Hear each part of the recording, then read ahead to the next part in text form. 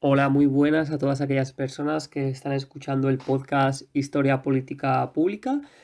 Este es el segundo episodio de la serie sobre los años 60.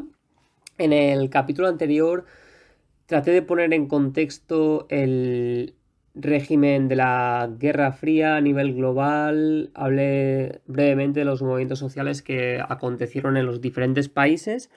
Y en este episodio quería enfocarme en el contexto de tres países particulares que ya mencioné en el anterior episodio, que son Francia, Checoslovaquia y España, en los años 60, y cómo el año 1968 fue fundamental en diferentes países. En el caso de Francia tenemos el Mayo francés, en Checoslovaquia tenemos la Primavera de Praga, y cómo estos movimientos confluyeron alrededor del mundo. Tuvieron lugar las manifestaciones en Berkeley, en California. Tenemos la trágica Noche de Tlatelolco en México.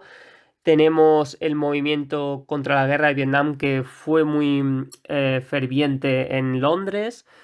Entonces, en este episodio hablaré brevemente de Francia, Checoslovaquia y España. Expandiré en otros episodios y también querría hablar más adelante sobre las figuras intelectuales que tuvieron una gran influencia en los movimientos, entre los que yo destacaría a tres, que son Frantz Fanon, Herbert Marcuse y Hannah Arendt. Pero eso lo hablaremos en próximos episodios. Bueno, hay que decir primero que aunque los años 60 alcanzaron su apogeo en 1968 y como he dicho el Mayo francés marcó este momento emblemático, las revueltas que surgieron en el país fueron en parte consecuencia de acontecimientos internacionales. Esto lo mencioné en el anterior episodio. En comparación con los movimientos nacionalistas, aquí se habló de una solidaridad internacional. Entonces, movimientos que tuvieron lugar en el tercer mundo, las partes donde Herbert Marcuse hablaba de los denostados, de los outsiders. Tenemos la guerra de independencia de Argelia, que duró entre 1954 y 1962 y de la que Frantz Fanon hace un retrato absolutamente memorable. Demostró cómo los estudiantes del llamado primer mundo eran capaces de realizar manifestaciones para defender lo que estaba ocurriendo a miles de kilómetros de sus países. Obviamente el gran ejemplo de aquella década fue la guerra de Vietnam.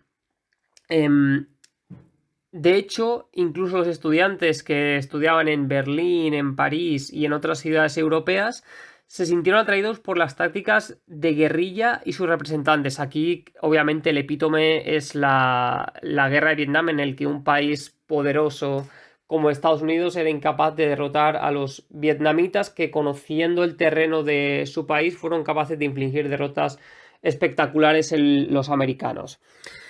En el contexto de un énfasis occidental en la planificación tecnocrática y la falta de participación en la esfera pública, que eran algunas de las demandas de los estudiantes, hubo un lema que se repetía frecuentemente, en el que los estudiantes rechazaban absolutamente la guerra, pero en cambio estaban a favor de la acción de guerrilla.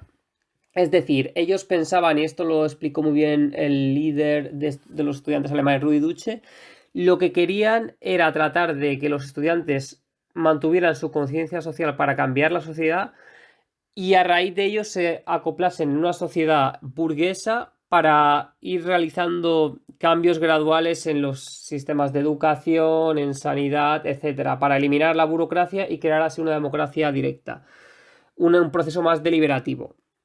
Por tanto, el resumen de sus ideas implica la necesidad de rechazar el inmovilismo político para cambiar la sociedad.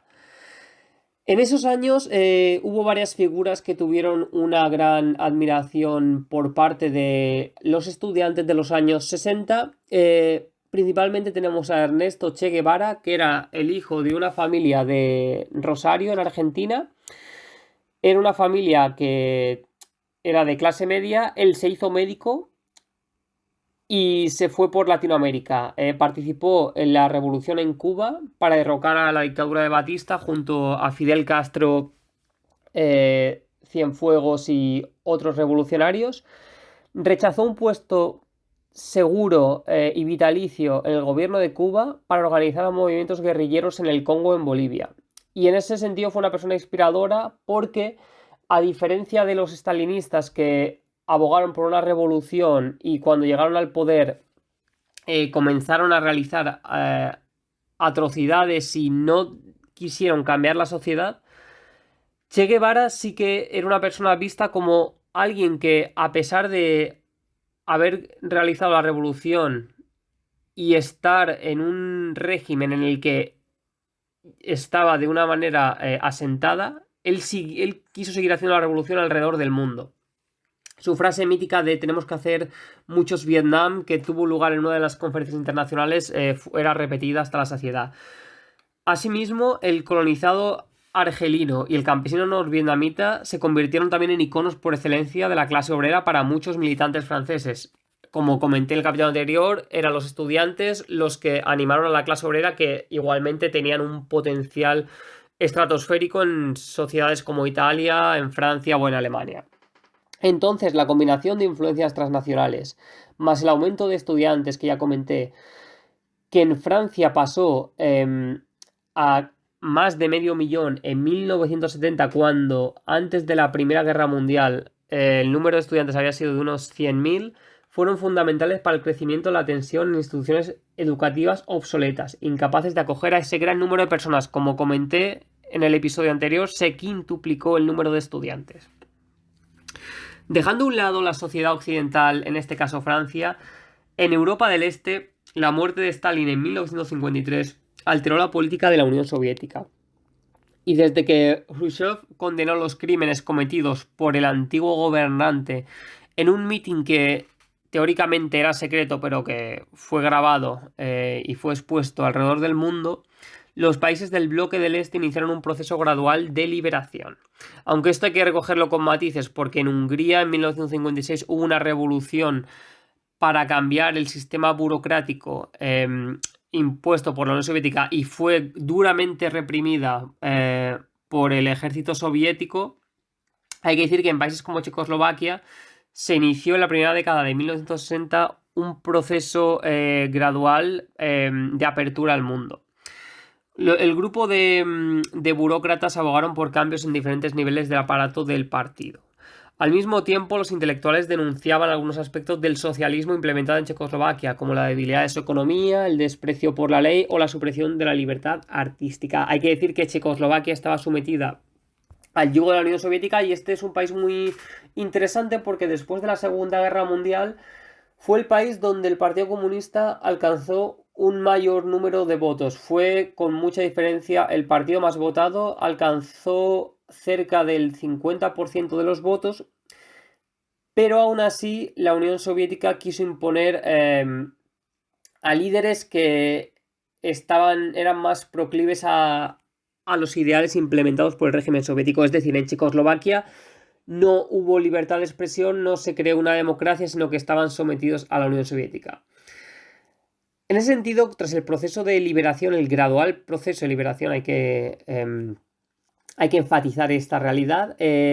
La proximidad que tenía con las fronteras occidentales creaba la sensación de que el país se quedaba atrás respecto a sus vecinos, en este caso Alemania, y este sentimiento aumentó cuando el Estado financió equipos de académicos para que viajaran y estudiaran las sociedades más cercanas. O sea, digamos que es una paradoja que veremos que en España también sucedió cuando el régimen quiso abrirse levemente al exterior.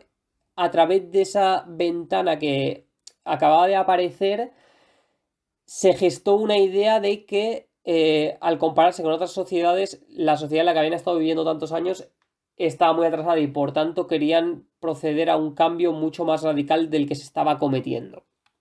Entonces, a partir de 1965 se implementó un nuevo sistema económico basado en la combinación de la propiedad estatal y la planificación central, con una dosis de principios de la economía de mercado global. Habiendo analizado brevemente Checoslovaquia y Francia, ahora iremos con España. Hablando de la comparación entre vecinos, entre Alemania y Checoslovaquia, la diferencia entre Francia y España también era abismal. Francia era una democracia liberal y España estaba bajo un régimen dictatorial desde el año 1939. En ese sentido, España se parecía más a Checoslovaquia porque era una sociedad en la que no había libertad que a Francia. Por ejemplo, en Francia había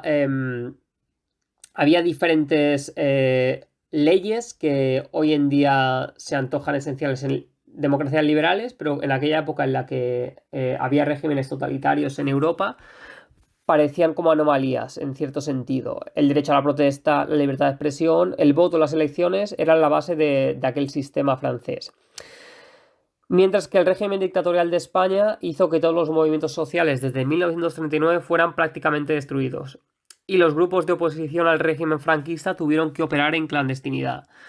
Hay que decir que desde la victoria de Franco en la Guerra Civil Española, el régimen llevó a cabo una política de eliminación de todas las reformas aplicadas durante la Segunda República. En el ámbito de la educación, el hecho más ilustrativo es que el régimen no escatimó esfuerzos para hacer olvidar la institución libre de enseñanza, borrándola literalmente de los libros de texto de historia.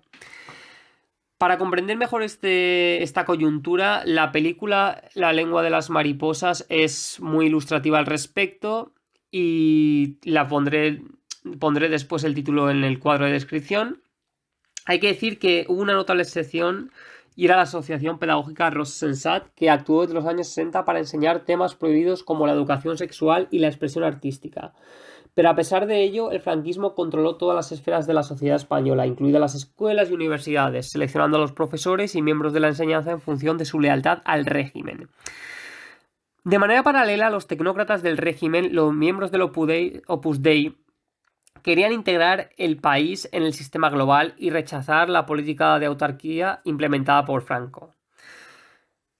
No obstante, los falangistas, que eran los miembros del partido fascista del régimen español, no querían abrir el país porque tenían el miedo de que estallase una revolución social en España. Pero finalmente, entre esta dicotomía entre los falangistas y el Opus Dei, finalmente fueron los tecnócratas del Opus Dei los que convencieron a Franco de eliminar la política de autarquía en 1959 para abrir a España al mundo. Pero esto lo hablaremos en próximos episodios. Espero que hayáis comprendido levemente los procesos en Francia, Checoslovaquia y España, pero expandiré más en otras entregas de esta serie. Muchas gracias por vuestro tiempo, por haber escuchado este episodio y me gustaría leer vuestros comentarios. Nos vemos en el siguiente episodio.